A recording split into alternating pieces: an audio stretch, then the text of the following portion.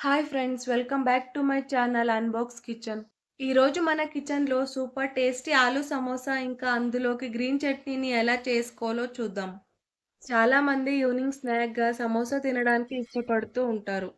మరి సింపుల్గా, పర్ఫెక్ట్గా, ఈజీగా ఇంట్లోనే సమోసాని చేసేద్దామా? ఫస్ట్ దీనికోసం ఒక మిక్సింగ్ బౌల్‌లో ఒక కప్పు మైదా, రుచికి సరిపడా ఉప్పు, హాఫ్ టీ స్పూన్ వాముని ఇలా నలగొట్టుకొని వేసుకోండి.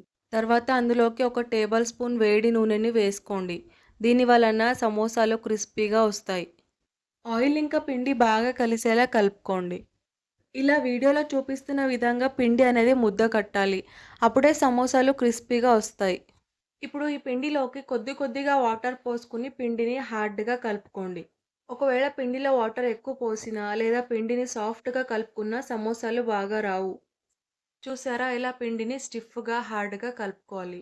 ఇప్పుడు ఈ పిండిని 30 నిమిషాలు రెస్ట్ ఇవ్వండి. ఈ పిండి నానేలోపు సమోసాలోకి స్టఫింగ్ తయారు చేసుకుందాం.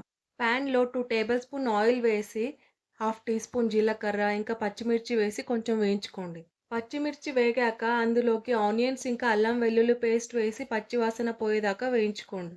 ఆనియన్స్ బాగా ఫ్రై అయ్యాక అందులోకి రుచికి సరిపడా ఉప్పు, పావు టీ స్పూన్ పసుపు, అలాగే హాఫ్ టీ స్పూన్ కారం, ఇంకా హాఫ్ టీ స్పూన్ జీలకర్ర పొడి, 1 టీ స్పూన్ ధనియాల పొడి, పావు టీ స్పూన్ గరం మసాలా, అలాగే పావు టీ స్పూన్ చాట్ మసాలా వేసి ఈ మసాలాలు మాడకుండా లో ఫ్లేమ్‌లో ఫ్రై చేసుకోండి.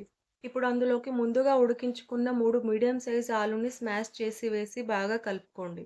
ఈ మసాలా ఇంకా ఆలు మంచిగా కలిసిన తర్వాత అందులోకి 2 టేబుల్ స్పూన్ కొత్తిమీర, 1 టీ స్పూన్ లెమన్ పిండి, అది కూడా అంతా బాగా కలుపుకొని స్టవ్ ఆఫ్ చేసి పక్కన పెట్టండి. ఈ ఆలు మిక్స్చర్ చల్లారేలోపు మనం సమోసా షీట్స్‌ని చేసుకుందాం.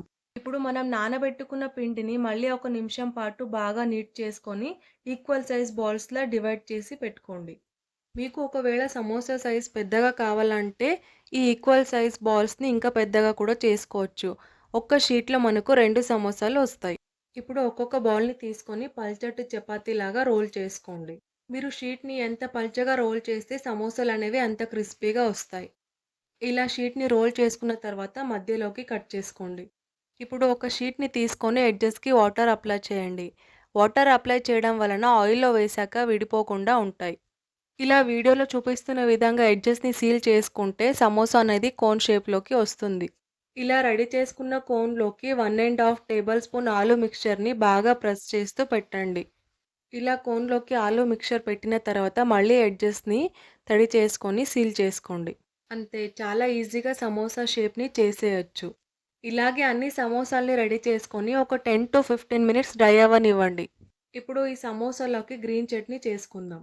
గ్రీన్ చట్నీ కోసం ఒక మిక్సీ జార్‌లో హాఫ్ కప్ కొత్తిమీర, 2 పచ్చిమిర్చి, 2 వెల్లుల్లి రెబ్బలు, రుచికి సరిపడా ఉప్పు, పావు టీ స్పూన్ మిరియాల పొడి, పావు కప్పు పెరుగు వేసి స్మూత్‌గా బ్లెండ్ చేసుకుంటే గ్రీన్ చట్నీ రెడీ. ఇప్పుడు డ్రై అయిన సమోసాల్ని ఫ్రై చేసుకోవడానికి ఆయిల్‌ని బాగా హీట్ చేసుకోండి. ఆయిల్ బాగా హీట్ అయ్యాక ఫ్లేమ్‌ని మీడియంలో పెట్టి సమోసాల్ని వేసుకోండి.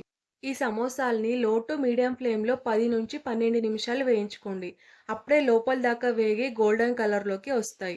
ఒక 10 నిమిషాల తర్వాత ఇలా గోల్డెన్ కలర్‌లోకి వస్తాయి. అప్పుడు సమోసాల్ని ఒక ప్లేట్‌లోకి తీసుకోండి.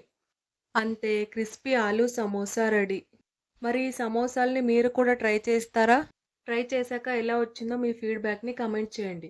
వీడియో నచ్చితే లైక్ చేయండి. ఇంకా ఇలాంటి టేస్టీ అండ్ సింపుల్ రెసిపీస్ కోసం అన్బాక్స్ కిచెన్ ఛానల్‌ని సబ్స్క్రైబ్ చేసుకోండి.